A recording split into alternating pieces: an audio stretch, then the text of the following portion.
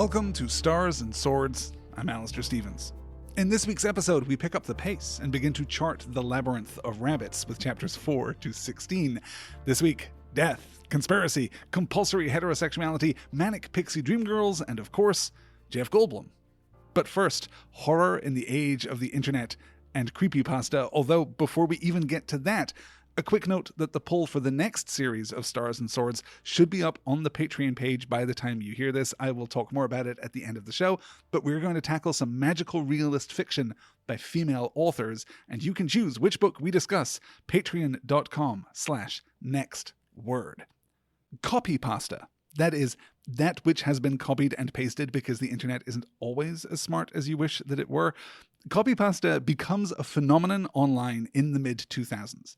The technique of reposting, either word for word or with very minor alterations, the same content in different environments, in different contexts, under different circumstances, usually as a non sequitur to what has preceded it, begins as a form of trolling, of bullying behavior. But then, as so often happens, it begins to be generalized out into a kind of unique communicative tone, a type of self-expression unique to those corners of the internet. It's used, of course, as a means of proving social literacy, or rather by demonstrating the social illiteracy of new users, new visitors to that corner of the internet.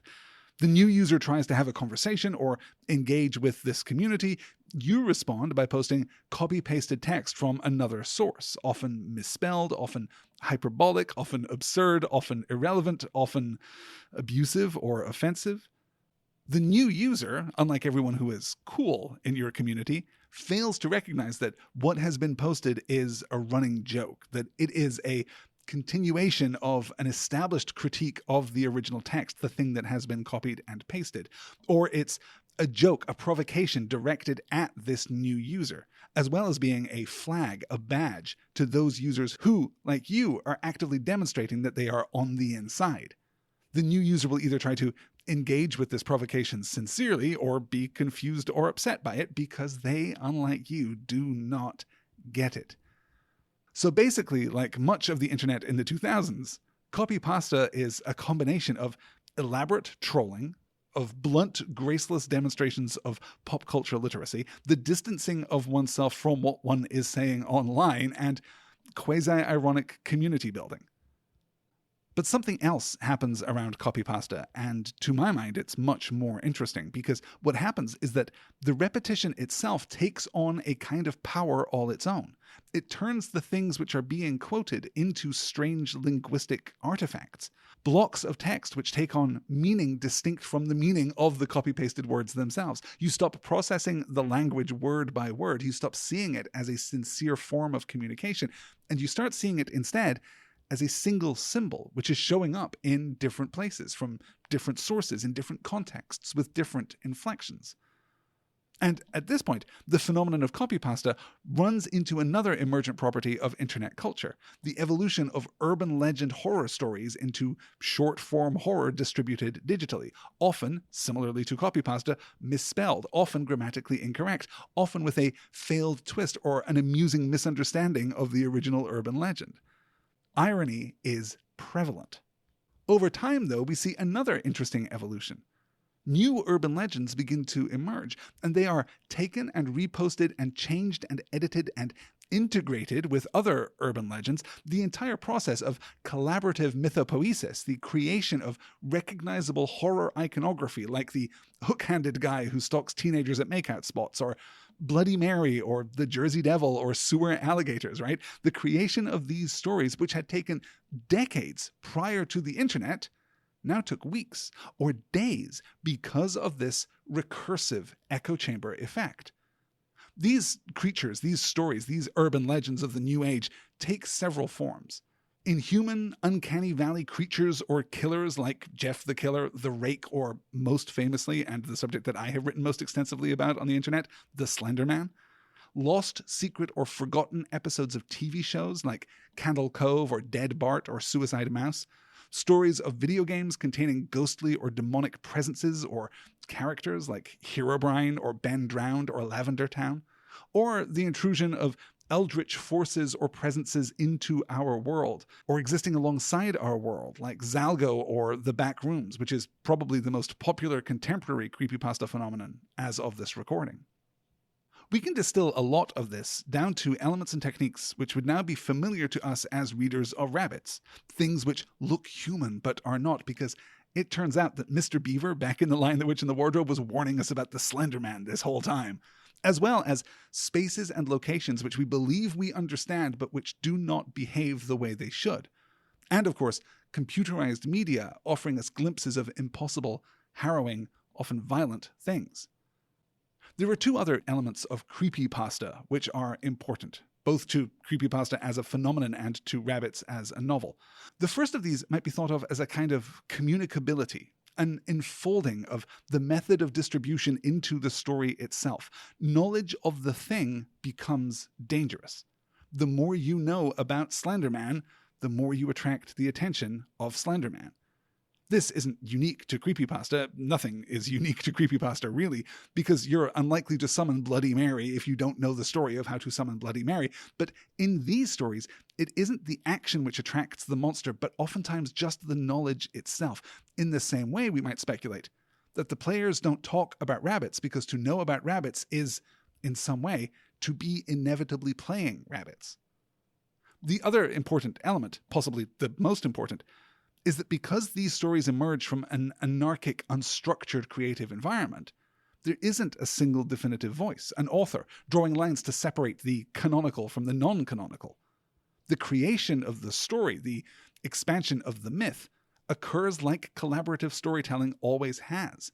You read a thing, you have an idea, you tell another version of the story that is quirked just so, that adds a new element, that clarifies a connection, an interpretation. En masse, the fuzziness around the edges of the story, therefore, becomes a part of the story itself. That tantalizing sense that you don't know if what you are seeing is the thing, is the monster. And those layers of diegetic reality and unreality continue to expand, to increase, to fold in upon themselves as the story gains more cultural weight, more narrative momentum. So Rabbits is clearly indebted to creepypasta, indebted to internet horror in many ways, both for its substance, the shadowy, grey-shrouded figures, for example, who may or may not be the wardens who, quote, watch and guard us well, the non-linearity of the world around us, the contradiction between history and memory, secrets and structures just under the surface, and for the ways in which the story is told. The danger of knowledge, the seeing of connections, the tension between reality and unreality, the treachery of technology, and the underlying ambiguity, the possibility that this might be real. Rabbits also, crucially, replicates the experience of reading horror stories on the internet late at night by creating this sense of intimacy and immediacy. There is little to no remove between Kay's experience and the reader's, a statement that I will make with a giant asterisk attached. More on that later. Rabbits, like many online horror stories, is performing a narrative magic trick that only works because we want it to work. In real life, the chain of connections that leads Kay from one chance encounter to another would be amazing. Coincidences, because human beings are bad at probability and bad at understanding confirmation bias, are generally amazing. But Rabbits isn't real life, and the orchestration of coincidence in fiction is trivial. The woman in the back of the diner during the meeting with Alan Scarpio didn't choose randomly to wear an LA Dodgers baseball cap because that woman doesn't exist. She was put there, the cap was put there with purpose by the author, and it was highlighted with purpose by the narrator. The process of creating a chain of coincidence is no more complicated than creating any kind of fictional scene or process. Less so, we might argue, since you already have a recurring and consistent element you can build the scene around. But let us not be jaded nihilists. Please, let us never become jaded nihilists. Because there's an obvious magic to the chains of connections which lead Kay through the story. It feels thrilling. It feels exhilarating. It feels authentic. It feels spontaneous, even though, considered rationally, it shouldn't. In a sense, of course, that's true of all storytelling.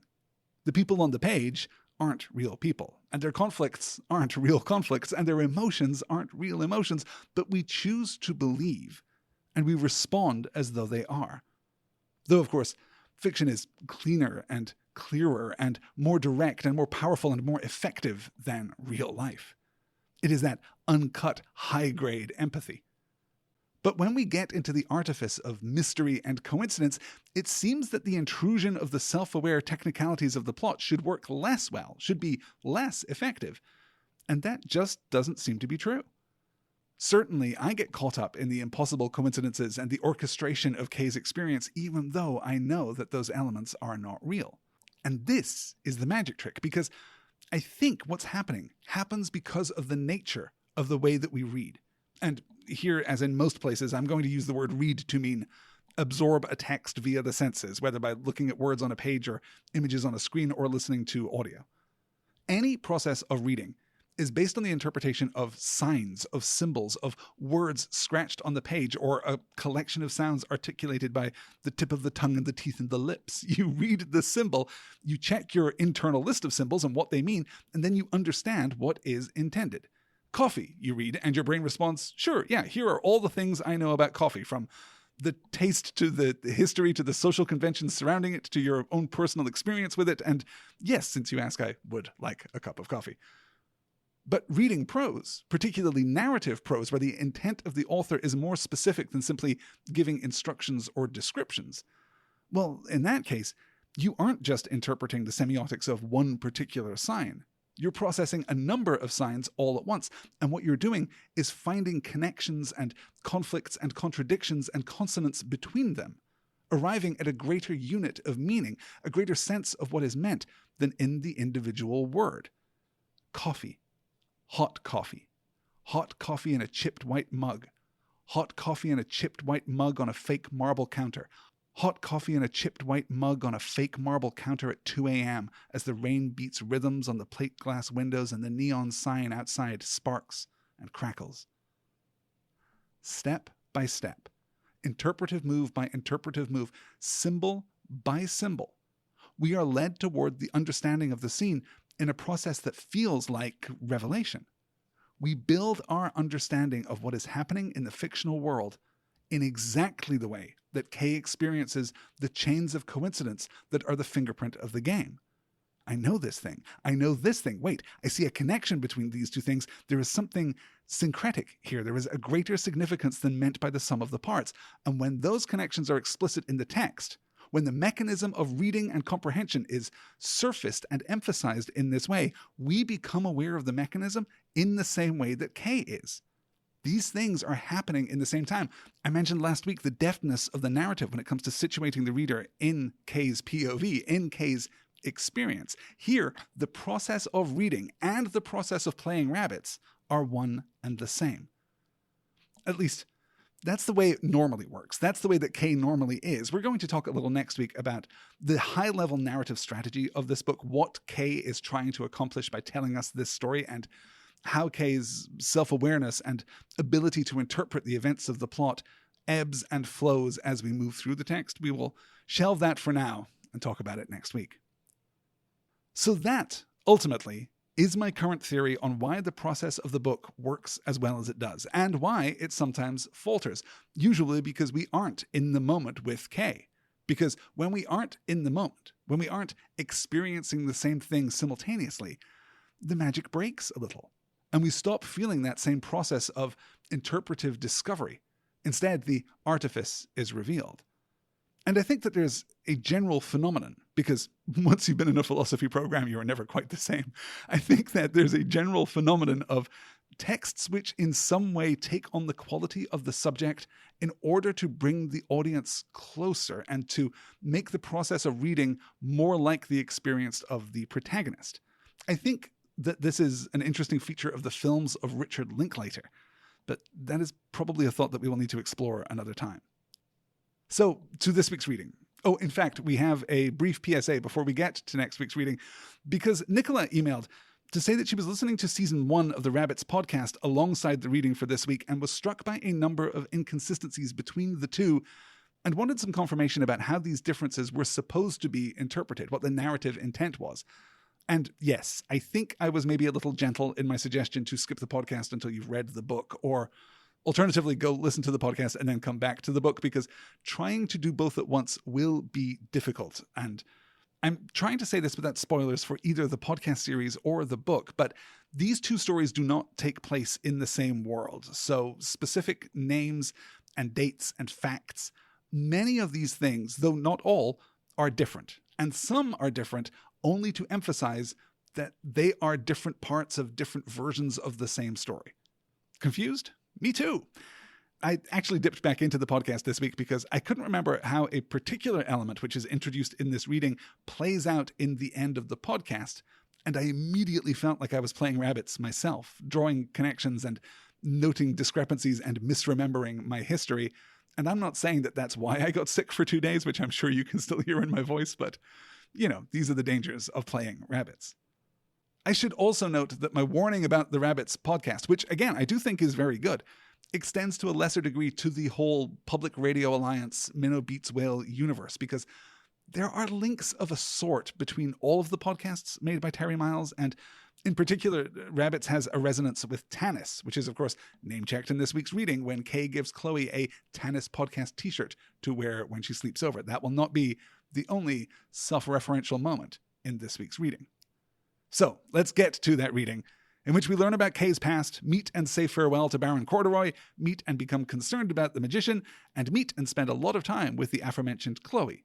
We search for Alan Scarpio, we deal with fake history, with fake memories, with fake video, fake Sonic the Hedgehog, and bloodily begin the 11th iteration of Rabbits. We'll end with Hazel's musings on coincidence and synchronicity. More on that later. In Chapter 4, we learn about the deaths of Kay's parents, what happened next, Kay's financial security because of their ability to see patterns in the stock market, and then their descent into compulsive gaming, beginning with their experience playing Underlight, a real game with a focus on role-playing and internal consistency, by the way, set in a place called the City of Dreams, surrounded by a force called Chaos, which brings nightmares to the residents of the city.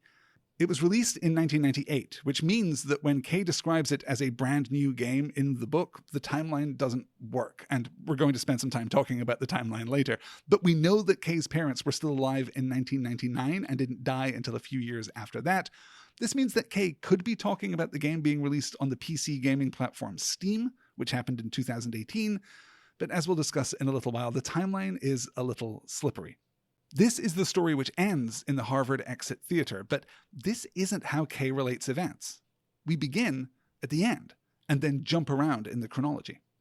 First, we get the account of Kay's descent into compulsive gaming. Then, the reference to avoiding psychiatric care after being arrested in the theater. We jump back a little to explain the trespassing incident, then back to the death of Ruby the Chihuahua, then back to the death of Kay's parents, then back to the beginning of the story with Underlight, and then back to Kay's childhood games of connections.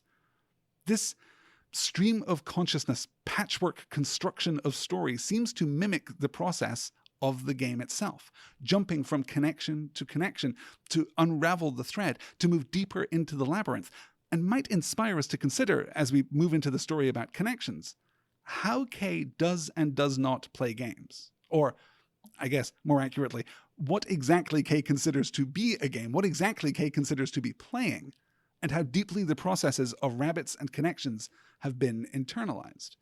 Because the connections that we are drawing between these narrative points as we move backward through Kay's personal timeline, these are not narrative inferences. These are not narrative connections. We are not coming to understand Kay better because of the achronological presentation of this information. Rather, what we're getting is thematic. It is tonal. It is encouraging us to look beyond the here and now of the narrative and to see disparate elements in synchrony. So the high-level narrative move here is familiar.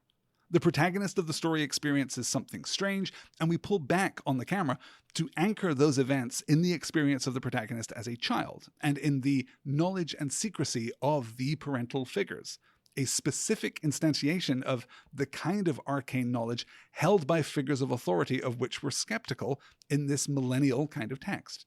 Figures in authority have more information, have more power, but they lack, crucially, the protagonistic agency that we have. The detail of the narrative, though, is interesting.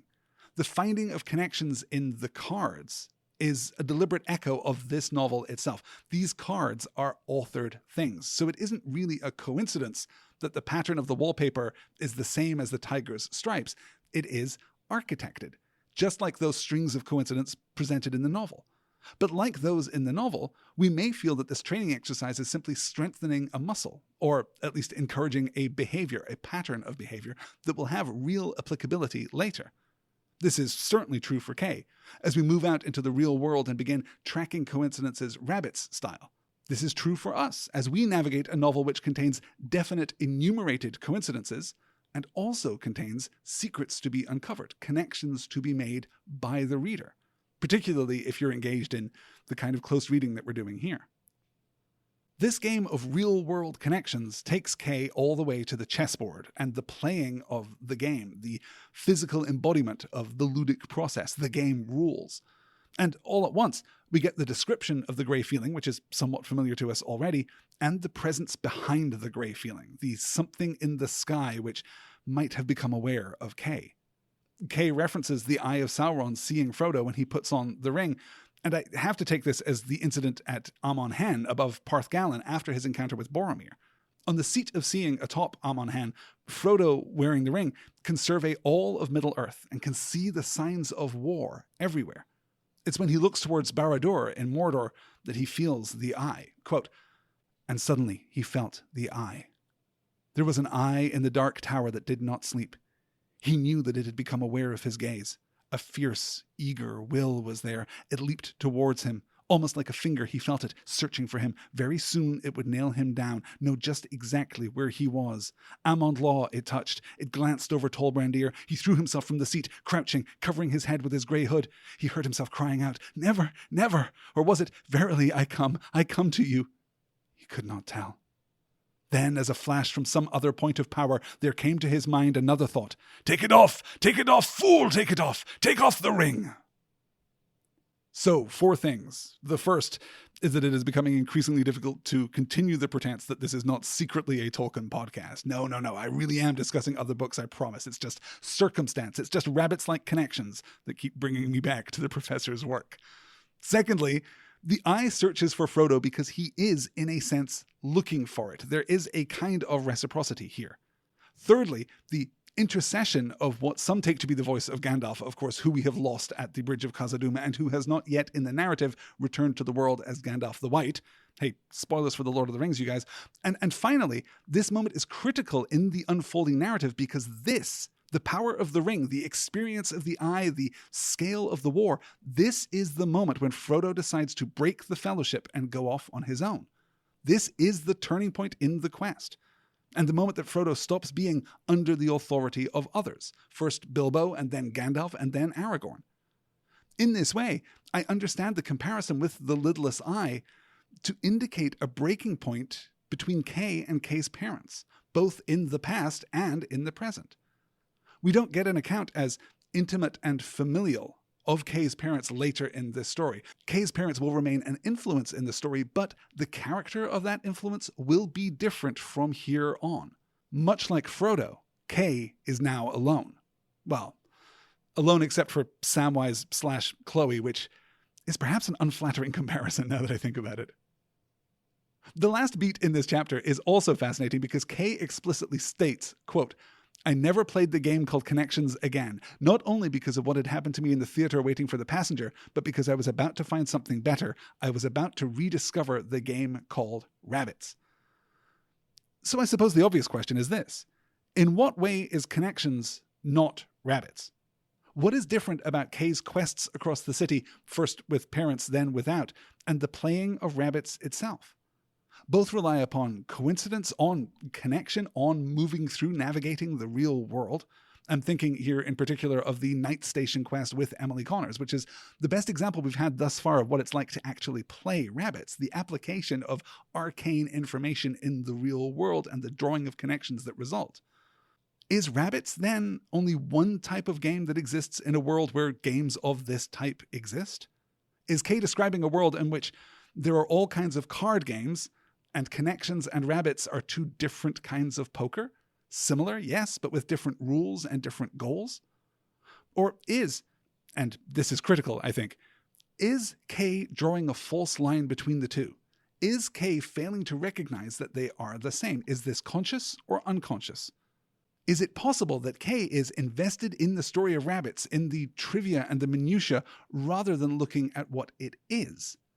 Or perhaps Kay is choosing not to see an uncomfortable coincidence, an uncomfortable connection. That Kay was trained as a child to play rabbits, and Emily Connors, daughter of family friends, also somehow stumbled into the game? Well, we'll come back to all that. In Chapter 5, we meet Kay's first sidekick character, Baron Corduroy, who is basically a more forceful, brusque, and masculine version of Kay, who exhibits the same, quote, ability to recognize complex patterns, connections, and coincidences, end quote, that makes a player suitable for rabbits. And we might note that this is also the kind of native intelligence, rather than education, that would be attractive to millennial people who are suspicious of the structures of higher education and the value of specific pieces of information, but who nonetheless respect the ability to synthesize, as we discussed last week, the ability to process the freely available information of the internet age. We move on to the meeting with Scarpio in the diner, which of course turns out into a meeting with the mysterious woman who answers the phone when Kay calls the number on Scarpio's card. This is all pretty straightforward mystery building, and we're deep into Terry Miles' tick of looping repetitive dialogue, which I admit sometimes works for me, but isn't in general my favorite thing about the book.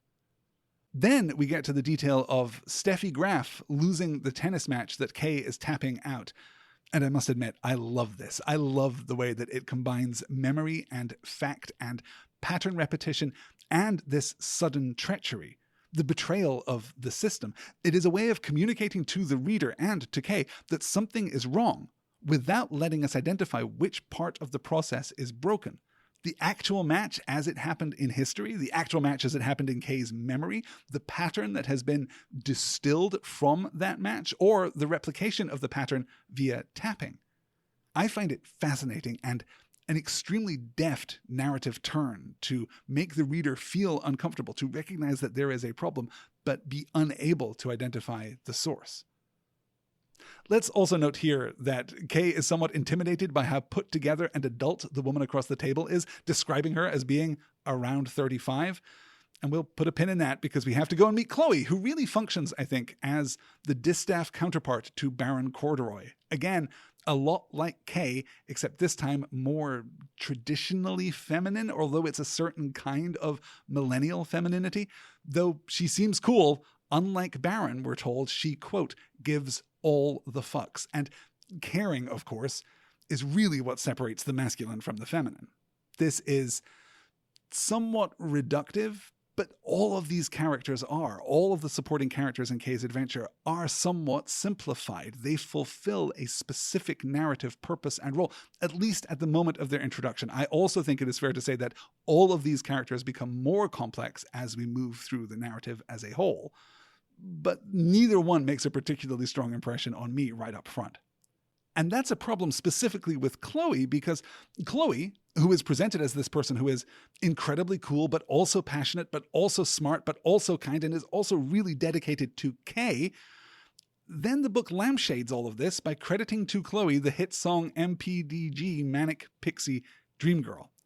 This is a phrase coined, of course, by Nathan Rabin of the AV Club in a review of Cameron Crowe's movie Elizabethtown, in which Kirsten Dunst plays a character who, quote, exists solely in the fevered imaginations of sensitive writer-directors to teach broodingly soulful young men to embrace life and its infinite mysteries and adventures, end quote. Any editorial from me here would be perhaps gilding the lily. So let's keep this in mind as we move forward. Is Chloe a manic pixie dream girl for Kay? Is this intentional? Is this satire? One small detail here too. Chloe's song is titled MPDG, but Dream Girl, 2 words in Rabin's original description and usually 2 words in general discourse, is contracted in Kay's account to a single word. In any case, we get the account of how Kay and Chloe almost got together, but Kay's passivity results in a 5-year relationship with Amanda, who, by the way, will be mentioned 3 times in this chapter and will not appear again. So look, cards on the table. As you can probably tell, Chloe and Baron don't completely work for me, in part because they are pretty thin characters intended to round out the cast and to inform Kay's private life, but much more importantly because they are clearly here to give Kay somebody to talk to work through the problems with, to ask unanswerable questions, and then usually repeat them 2 or 3 times. I think that the book works better when it is more in the first-person mode, when Kay is actually telling us the story, instead of reporting dialogue between her friends. And again, I'm approaching the question of what this book, of what Kay's account is or isn't, what it is for and not for. We will touch on that next week. I should also note that in addition to improving as the book goes on, I think that both Chloe and Baron Corduroy come off better on the page than they do in the audiobook version for me, though I can't blame Christine Lakin for either take on either character. In Chapter 7, we introduce the Magician, who gives us another set of resources and insights that we can leverage to solve puzzles, but does at least seem to have his own goals and priorities, much less of a Manic Pixie dream person. Between Chapters 7 and 8, we solve the puzzle diegetically architected by Scarpio, which yields the video of Jeff Goldblum. Before we get to that, though, we get the sleepover with Chloe, which contains, as I realized during this reading, the reason that I interpret Kay as being a female character. Quote, I zoomed in on the dog's face, and why wouldn't Chloe be thinking about me? I moved over to examine the details of the building in the deep background. We're both single now, right? I turned my attention back to the dog. There's absolutely no reason to feel weird about being attracted to a smart and beautiful woman. I zoomed in on the grass. Okay, settle down. No point in obsessing like this. The dog's bandana. But Chloe is perfect. Okay, now you just sound sad. In this, as in so many things, we're indebted to poet, philosopher, and scholar Adrienne Rich, who, in 1980, wrote the paper Compulsory Heterosexuality and Lesbian Experience, which asserts that the emphasis put on heterosexuality is the product of centuries of dominant heterosexuality. That is, the heterosexual bias is deeply foundational to many of our assumptions about gender and romance, about family life and domesticity, about the law and society, about aesthetics and our standards of beauty, about our philosophies, and most importantly, most fundamentally, about our politics. Compulsory heterosexuality, obligatory, normalized heterosexuality, is politically dominant, and it serves to perpetuate the advantage of the heterosexual and relegates other kinds of romantic and erotic connection, particularly lesbian, per Rich, but she was writing almost 45 years ago, and we can expand our definitions a little from that. Compulsory heterosexuality enforces a border between what is considered normal and what is considered not. And that what is not normal exists in defiance and opposition, explicit or implicit, whether it is accepted or not, to that conventional social order. That means that it's impossible to discuss heterosexuality or homosexuality or bisexuality or pansexuality equally without bias, because heterosexuality has the power of centuries of assumption, of politics and philosophy and language behind it. All these concepts can come to play, but they are playing by heterosexuality's rules. This is a perfect example, and to me, this is the proof that Kay self-identifies as queer. Quote, there is absolutely no reason to feel weird about being attracted to a smart and beautiful woman, end quote. And of course there isn't, should you be so romantically and sexually inclined. But compulsory heterosexuality influences our society in part by telling us what is implied, telling us what does and does not need to be stated, telling us what is very much, quote-unquote, normal. I don't believe that a self-identifying heterosexual character would feel the need to assert that there is no reason to feel weird about being attracted to a smart and beautiful woman, because their attraction is sanctioned by the social structure. It is implied.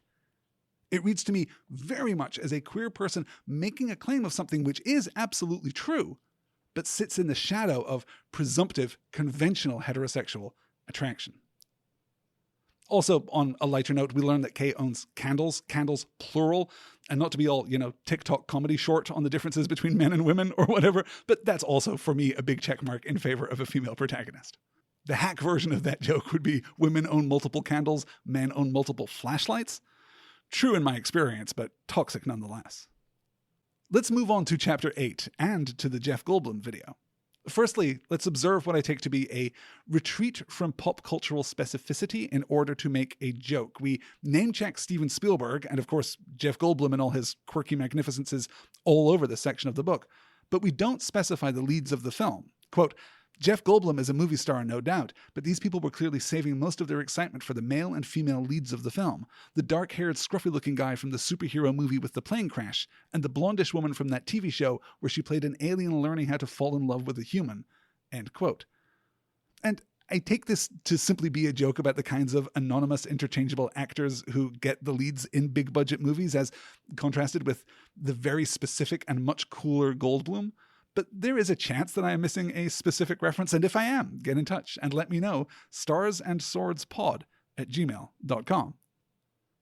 Overall, though, the content of the film obviously echoes the creepypasta videos I discussed earlier. The combination of the prosaic and the transgressively violent, the sense that this is a secret or that it is fake or that it ought not to exist. The implication via Jeff Goldblum does not belong in this world, that there is something larger and more dangerous at stake. As Kay notes, quote, something about the video just felt wrong. Not just the depiction, not just the events that we see, not just the diegesis, but the mimesis itself. Again, we are looking at the ways in which stories can take on associated meanings, even within the frame of another text. We work through the mystery step by step, confirming the intelligence and the resourcefulness of our Scooby Gang, and ending the conversation with Tabitha Henry herself, and the perfect pivot at the end of the conversation where, unable to reconcile this obviously impossible video of herself, Tabitha does what people do. She chooses to believe that it's a prank. This, Rabbits tells us, this is how most people get through the day. When confronted with the impossible, with the proof of the game, they ignore it. This is repeated at the beginning of Chapter 9, when Kay tells us the story of the anachronistic Sonic the Hedgehog appearing in Wizard's Quest 4. Not a real game this time, but perhaps redolent of the Wizardry series of computer role-playing games in the early 1980s. We meet with Travis and Beverly and are, very much after the fact, introduced to the magician. The magician here clarifies, in the quote that gives us the name of this chapter, that rabbits is defined as everything which is not everything that is not rabbits, which, while a little tautological, is suggestive. The game can't be delineated. The boundaries aren't known. Instead of approaching a contained object like the pages of a book, you instead recognize rabbits as the subject of a series of investigative processes. That is, as the magician also says, you only know the game if you're playing it.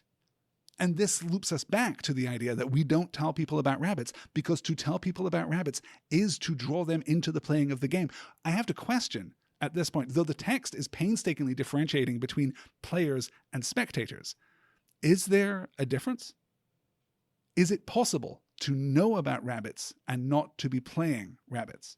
Other than that, this part of the book is most concerned with giving us the shoe leather of investigation and the normal, casual rejection of the possibility of rabbits in the minds of those who aren't playing, which, you'll note, include Kay. Quote, ever since that night in the truck with Annie and Emily Connors, I'd been convinced that rabbits was something I'd either made up or misremembered. But in that moment, sitting there in the magician's office, I felt a shift in my mind, and I allowed myself to imagine something I'd never seriously considered.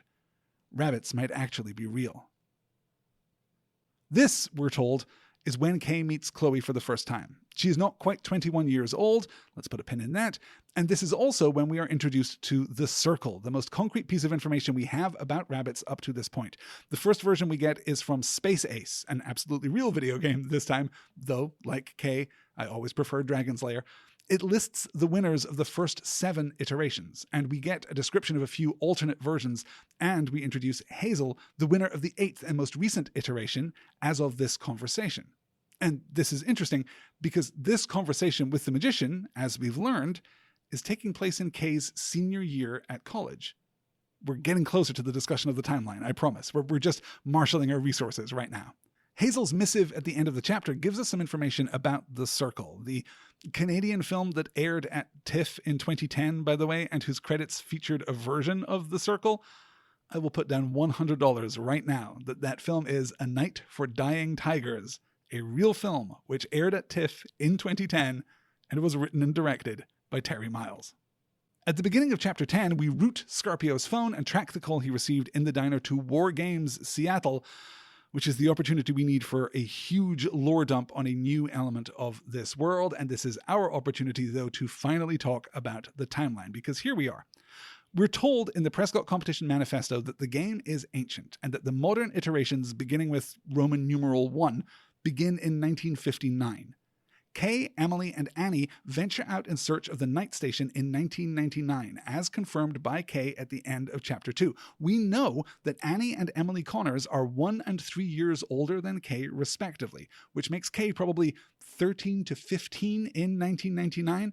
Emily is old enough to drive, but still lives at home with her family, making her between 16 and 18. When they're out driving, Kay tells us, quote, "If I showed up at the gravel pits with Emily and Annie Connors, I'd be a hero tomorrow at school." That also implies, perhaps, that Emily is still in school. That puts Kay's birth between 1984 and 1986. We know that Kay's parents die when Kay is 17, which would be sometime between 2001 and 2003. We know that a few years after the night station incident and Annie's death in 1999, Kay saw Emily when she was traveling with her parents to San Francisco. So let's be charitable. Let's say that a few here means 3, which means that Kay saw Emily at the gas station in 2002, probably when Kay was 16, and Kay's parents died the following year. Kay then enrolls in college. Between their sophomore and junior years, we get the disastrous spiral into Connections, which ends in the Harvard Exit Theater. In Kay's senior year, she meets the magician and Chloe, who, as we mentioned, isn't quite 21 and so is probably a year younger than Kay. We know that Kay begins tapping out tennis matches as a kid. We know that after their parents die, they've learned alternative means of controlling or combating their anxiety. We know that it's been more than 10 years, as of the trip to the diner with Scarpio, since Kay tapped out a tennis match. So that puts us, bare minimum, in 2014. And Kay is probably 27, 28, maybe 29, something like that. And sure, the second epigraph at the beginning of the book is dated 2021, the year of the novel's release, but that could be extra-textual. That could be compiled years after Kay's account, the account that we are reading, is written. And that makes sense, right? Because Kay, intuitively, to me at least, feels like someone in their late 20s. But then we hit Chapter 10, and we get the reference to the Wired article about Hawk Warwicker that's published in 2016. The author of that article, by the way, Yumiko Takada, is a reference to the podcast version, not a spoiler, just a reference. Then we learn that the Kingfisher Cafe closed in 2015, which is fine per our timeline, but the real kicker comes when Kay confirms that 2015 was 6 years ago. The events of this book are taking place in 2021, and Kay, surprisingly, to my mind, is between 35 and 37 years old. Now, that means a lot of things, and it really shifted my understanding of who Kay is as a character. It also means that Kay meets Chloe and the magician when the 8th iteration of Rabbids is already over, sometime around 2006, maybe 2007. So Kay and Chloe have known each other for 14 or 15 years. And in that time, 2 more complete iterations of the game, 9 and 10, have been played.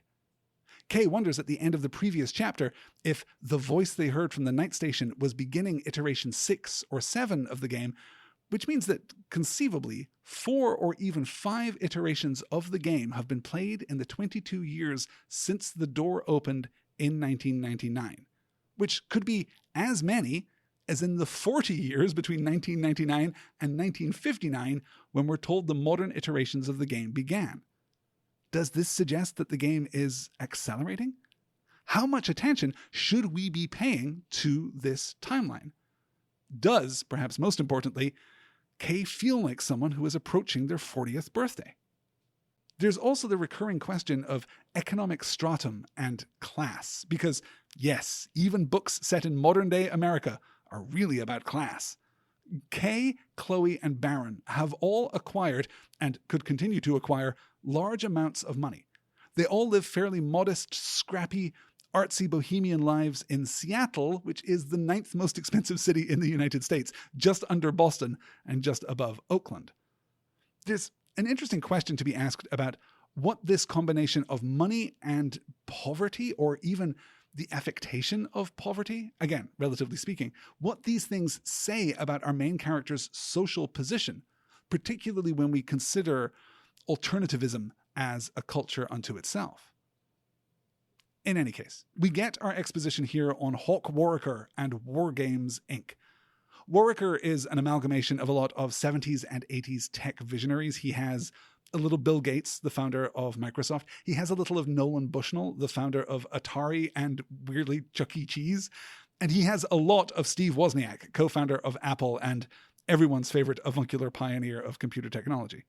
We will get a lot more on Wargames next week, so we'll circle back to the notion of the benevolent and visionary patriarchal system in the tech industry then. From there, reality suddenly fails to match up with the narrative account, and Kay is almost hit by a car in the street.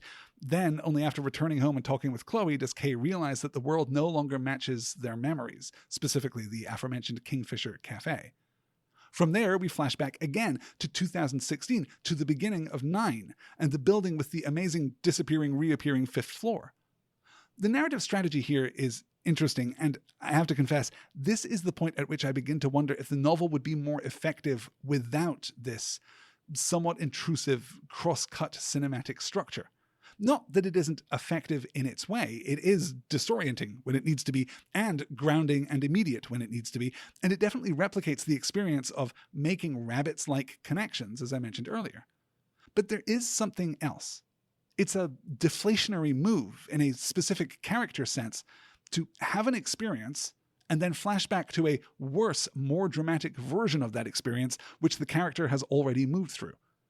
It does, I understand, raise a kind of speculative stake for Kay's future, as well as anchoring what is happening now in something established and present and consistent, but it's nonetheless an odd strategy, particularly in a story in which Kay is so disconnected from the supporting cast. No one is relying on Kay, no one needs Kay, so the stakes attached to their identity, their memories, their presence are only motivating in as much as we, the readers, theoretically like Kay and want them to have what they want.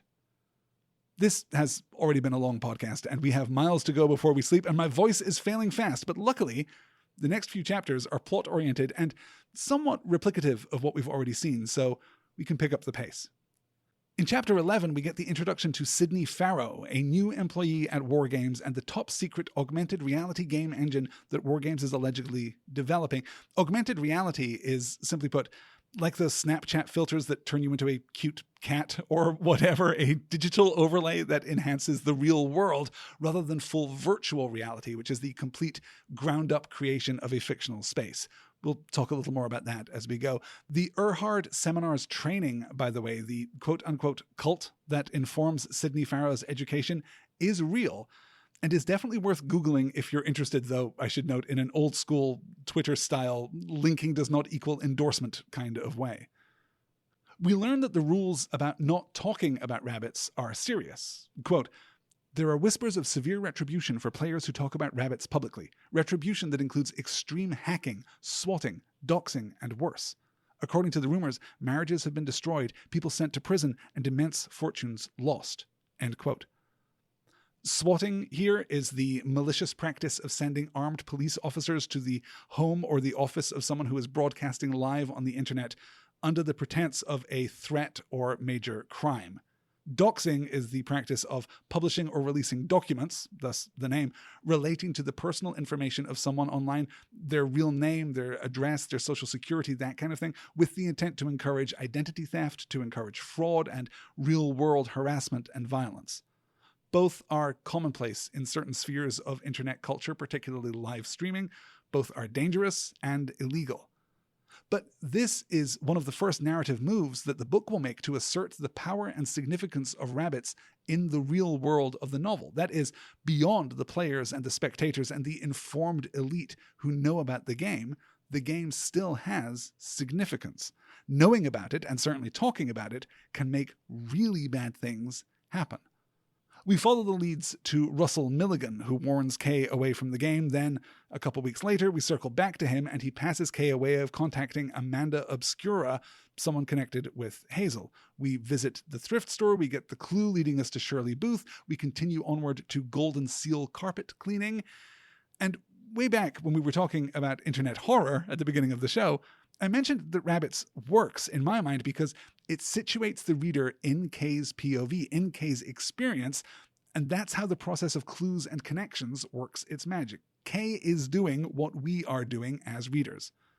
For me, the proof of this theory, the demonstration of the inverse, I suppose, is present in this chapter, when we get an accounting of a chain of connections after the fact, and for me, all of the magic is gone.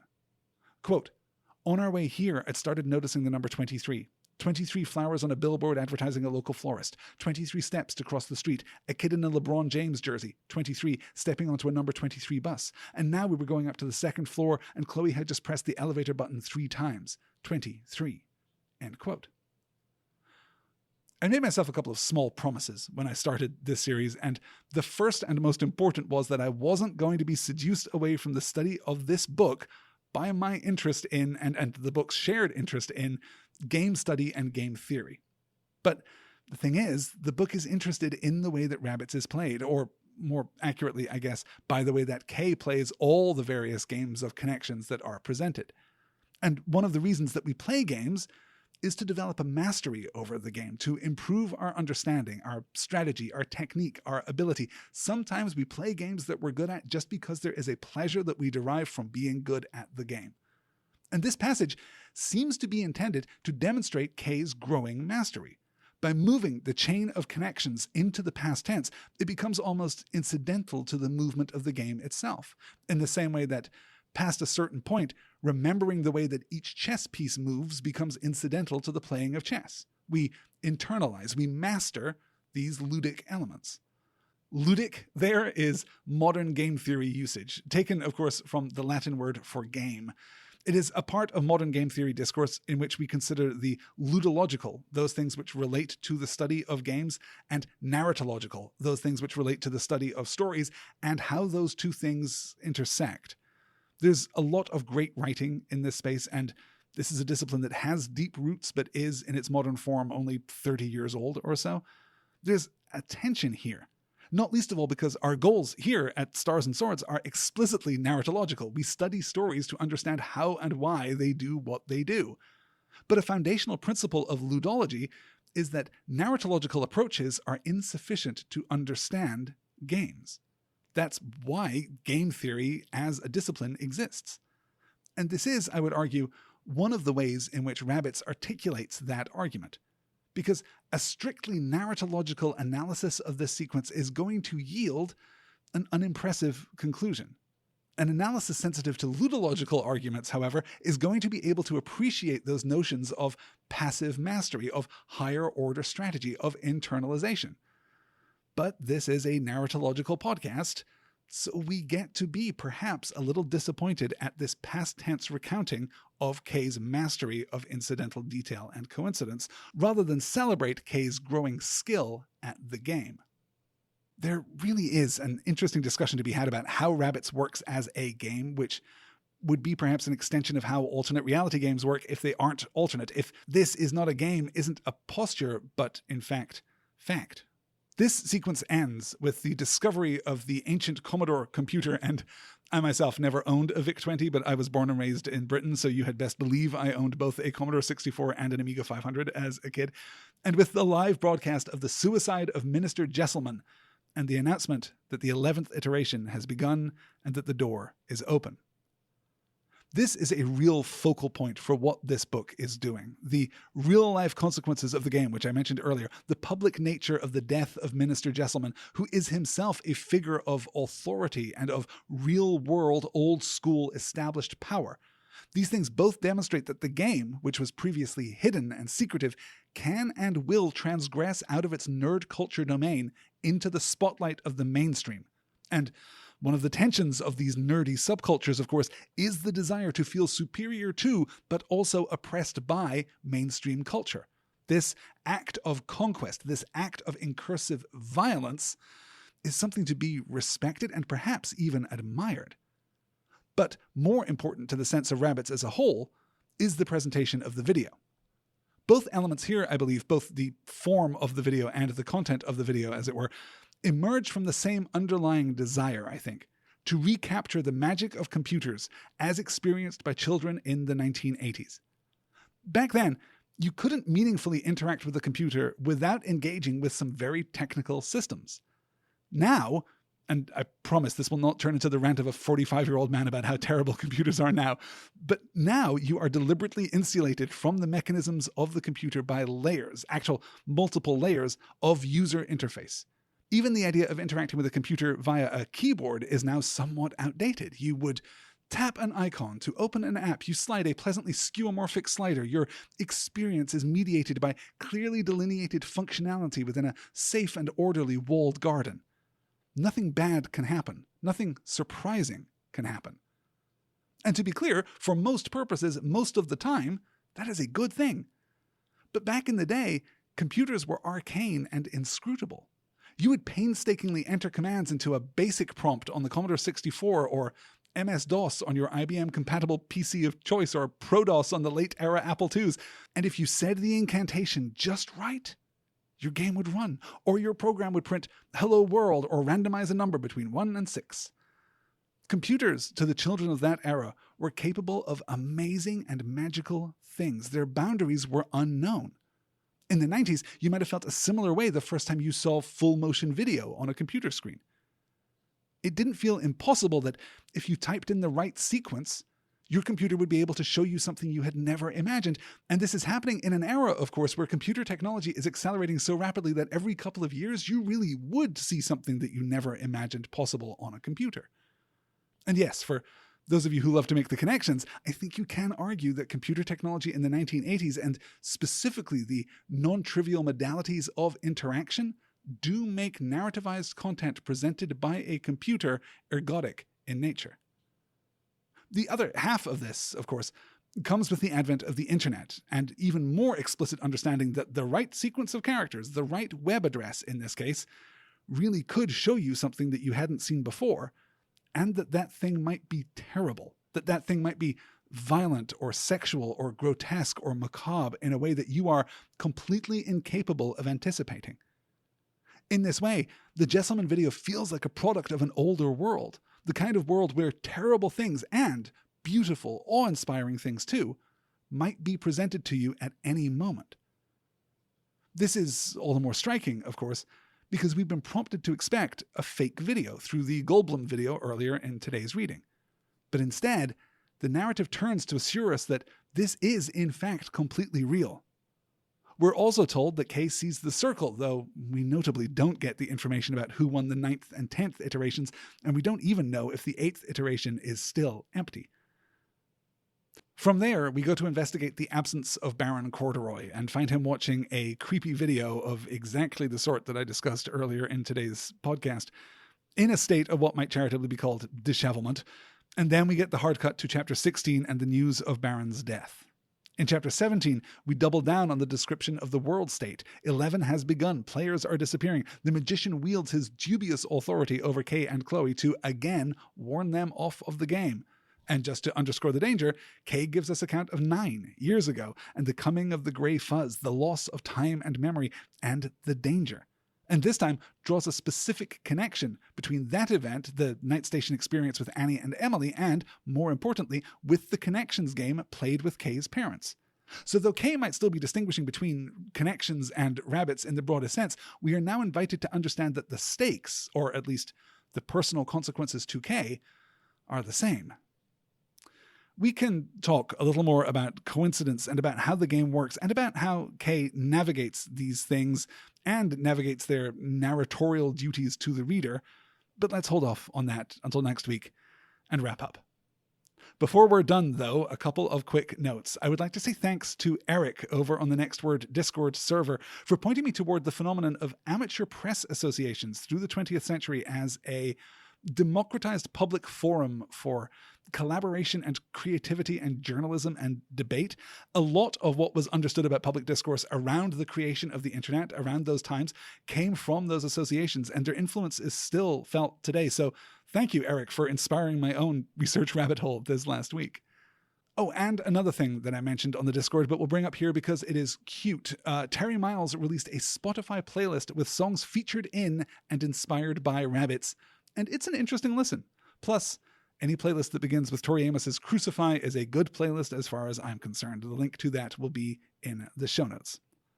So, some scheduling information. First, we have some unfinished business. We have to complete The Lion, the Witch, and the Wardrobe series with the bonus episode, which I was going to host live last weekend, but the extreme weather we've been experiencing here in the Midwest has been taxing my internet connection and power supply and voice more than I would like. So we're going to do it toward the end of this week. Thursday, January 18th, noon Central Time. That is 1 p.m. Eastern Time, 10 a.m. Pacific, 6 p.m. UTC. It'll run probably 30 to 45 minutes, so probably around an hour, I would expect. I'm going to discuss the 2005 movie adaptation of The Lion, the Witch, and the Wardrobe. We're going to talk about Liam Neeson. We're going to talk about James McAvoy. We are certainly going to talk about Tilda Swinton. That will take place over on the Next Word Discord, so you'll be able to type questions into the little comments channel as I go and hang out with everyone. I know that this is short notice, and I hope that you will be able to make it, but if you can't, don't worry. The audio of that broadcast will be released as a regular podcast over on the Patreon page for everyone to hear. And while we're on the subject of bonus episodes, mark your calendars because a few of you have emailed in and specifically asked for this. So I am going to do an extra bonus episode for the first season of the Rabbits podcast after we're done with the book. Probably around the second week of February. It probably won't be the same Thursday noon slot because I want to move it around in the schedule to give as many people as possible a chance of listening live, but I'll be able to give you lots of warning for that. So come and hang out on the Discord. You can get access to everything that I do, every bonus episode of this podcast, every bonus episode of The Last Star in Hollywood, a podcast critically examining the filmography and cultural impact of Tom Cruise that I co-host with Elizabeth Ray. All of that stuff, patreon.com/nextword. And if that's not enough, as I mentioned at the beginning of this podcast, the poll is now up on the Patreon page for the next book series for our third season. After we are done with Rabbits, we're going to be discussing whichever of these books you, the Stars and Swords community, select. I am at your command, although I did put the shortlist together, so really, it's more of a reciprocal arrangement, I guess. This time, we're going to talk about a high-concept fantasy story, a magical realist story written by a woman, and these are your choices. We could contemplate art and memory with The Invisible Life of Addie LaRue by V.E. Schwab, an historical magical realist romance about an immortal woman doomed to be forgotten. We could dive deep into love, loss, and nonlinear storytelling with The Time Traveler's Wife by Audrey Niffenegger from 2003, adapted into a movie in 2009 and a critically dismissed 2022 HBO series. We could explore dual romance in 21st and 18th century Scotland with Susanna Kearsley's 2008 novel, The Winter Sea, or we could quantum leap through our own experience in Una Out of Order by Margarita Montemor, in which the protagonist lives the years of her life in a random order. So those are your options for the third season of the show. Head on over to the Patreon page and cast your vote now. That poll will be open until next Sunday, January 21st, and I'll announce the results in the next episode of this podcast. I know that's a lot, so let's do a quick recap right here. Go vote on the next book on the Patreon page. Come hang out on the Discord on Thursday the 18th at noon Central for the discussion of the movie adaptation of The Lion, the Witch, and the Wardrobe, and come back next week as we continue our journey through Rabbits. We get some more revelations about Kay's past, we meet an old friend, and witness the world beginning to unravel as we discuss chapters 17 to 29. Stars and Swords is made possible by listeners like you, and thanks to your generosity, I don't have to tell you about therapy apps on your smartphone or about electric bikes. If you like what you hear and you want more of it now and in the future, head on over and pledge your support at patreon.com/nextword. And as I say at the end of every episode of Stars and Swords, Jeff Goldblum does not belong in this world. Thanks for listening.